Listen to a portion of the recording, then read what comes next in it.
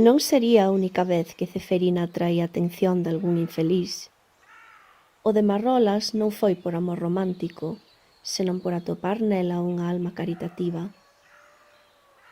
Aparecera pola parroquia do Pindo nos anos 60.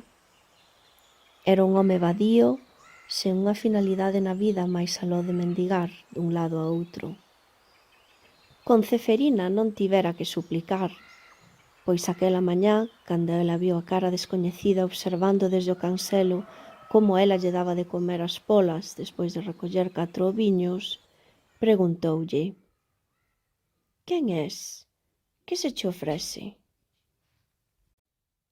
Non respondeu, pero no canto de asustarse ao ver un extraño con ese aspecto descoidado e mirada perdida, o que sentiu foi lástima. «Tes fame? Queres que che prepare estes oviños fresquiños do galiñeiro?» O vagabundo asentiu, e ela fíxolle un xesto para que a seguise ao interior da casa. Indicoulle que se sentase á mesa, preparoulle eses 4 ovos na tixola e púxolle o prato diante, acompañado dun bo anaco de broa. O descoñecido enguliu a comida que tiña diante con ansia, case con furia, e ela non puido máis que preguntarlle: «Queres un pouco de leitiño tamén?» «Sí», dixo el. Quentoulle leite no fervedor e púxolle unha cunca de sopas de pan con leite. «Prefieres mel ou azúcar?» «Sucre», dixo el. A partir de aí, esa sería a comida que pediría sempre. Tanto lle gustaba e tan distorsionado tiña o seu propio sentido do apetito que ao baleirar a cunca que tiña diante pedía unha e outra vez: «Máis pan, máis pan, máis leite, máis sucre».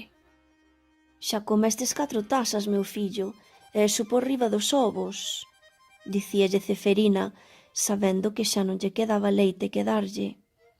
«Tela solitaria, heiche de ter que poñer agua porque xa non me queda máis leite». E así o facía. Enchíalle unha vez máis a cunca con pan e auga esta vez, e zucre, moito zucre, e el nin parecía decatarse do cambio. Preguntáralle o seu nome e el respondera: «Marrolas». «Marrolas o do Ésaro que marchou para o monte do Pindo na guerra e non volviu a aparecer?» Non contestaba senón cun máis pan, máis leite, máis sucre. Din que o que cala outorga, e quizáis por iso moitos pensaron que se trataba do mesmo Marrolas. Mais Ceferina sabía que non se deben creer todos os refráns ao pé da letra. Mesmo hai algúns que contradín a outros. Mais vale paxaro na man que sento voando. O que non arriesga non gana. E será certo que as apariencias engañan, ou máis ben, a cara é o espello da alma. Complicado decidir, aínda que quizáis estes 2 últimos non sexan tan contraditorios entre sí. Cando Ceferina viu por primeira vez a Marrolas ao outro lado do cancelo, pensou que o seu aspecto descoidado enganaría a moita xente, levando a crer que sería un home perigoso. Pero ao mesmo tempo a súa cara, e sobre todo a súa mirada, perdida e inocente, triste e abandonada, eran, sen dúbida, o espello da súa alma. Quizáis para ela era máis doado ler estes matices, percibir cousas que os demais nin se paraban a ver. Ela sabía ver cos ollos de dentro. As malas linguas da parroquia criticárona unha vez máis cando souberon que invitara un desconocido a entrar na súa casa. «Ten falta de home», dixeron algúns con malicia. Estaba feita este tipo de comentarios e non ía permitir que fosen un impedimento para seguir dando de comer a ese pobre home cada vez que este pasaba pola súa porta. Marrolas tiña daquela sobre 50 anos, pero nela espertaba o seu instinto protector, case como dunha nai. Vía nela un neno sen maldade, un alma simple e pura. Non foi a única, pois outras persoas do Pindo e arredores tamén axudaron ao pobre home e mesmo lle deron sepultura no cemiterio da parroquia cando morreu. Este Marrolas non fora o mesmo que, por desgraza, rematara os seus días en Hartheim a mans dos nazis. Pode ser que, ademais do nome, Manuel, de alcume Marrolas, os dous homes tiveran en común outras cousas, como que quizáis compartiran experiencias xuntos durante a guerra, ou que a saúde mental de ambos se vise afectada por tanto sufrimento. Pero tristemente para a familia do que morreu máis novo, o outro non era o familiar desaparecido polo que eles tanto choraran. Polo seu homónimo quizáis non houbo tanto sufrimento, pero os que o coñeceron tampouco o esquecerían. Uns lembraríano polo seu aspecto, outros polo seu costume de aparecer cando menos o esperaban, outros polo seu silencio. Ceferina lembraría del sobre todo a súa voz, triste, igual que a súa mirada, pedindo algo tan simple como o pan, o leite e un pouco de sucre co que edulcorar, quizáis, unha vida marcada por aqueles días amargos do pasado. Aquel Marrolas, fose quen fose ese home, non era senón un náufrago en terra, navegando polo seu propio mar de Aljaso, cheo de brumas do esquecemento, que fuxiu quizáis, tentando atopar na tolemia a cura dunha dor tan fonda que unha mente san non sería quen de aturar.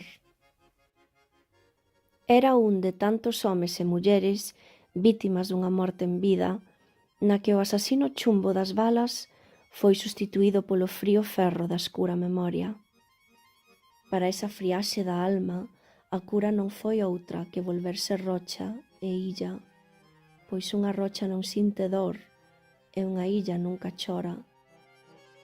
Un exército de pacíficos combatientes, fuxidos primeiro aos montes e ocultos logo nas cordilleiras da súa propia alma, nas furnas do seu corazón, tentando liberar a súa memoria de tanta dor, de tantas mortes e sufrimento. Voces que nin tapando os oídos podían evitar escoitar, pois estaban xa gravadas nas bandas sonoras das súas vidas, e para ter en paz atoparon na tolemia o esquecemento. Ocultos nas estancias das súas almas, a salvo nos arcóns do seu corazón, invisibles para o mundo e estranos de si mesmos. A guerra, a máis grande das tolemias, deixa moitos mortos, uns soterrados nos campos de batalla, outros camiñando pola vida como almas en pena, lumes que non dan calor, verbas sen son, auga que non quita a sede, e fame que non pode ser satisfeita, nin con todo o pan, leite e zucre do mundo.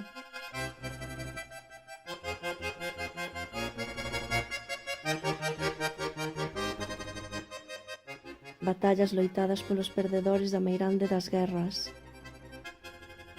O combate entre estar cordo nun mundo de tolos ou virar tolo para ser parte da marea. Percorrer paso a paso un longo camiño de fuxida cara a Ningures, pois non hai fogar nin morada, non hai pai nin nai, cando un é árbore sen raíces e é para o mundo unha pátrida, cando un é de todos e non é de ninguén, cando un xa non é un, pois ese un xa non é nada.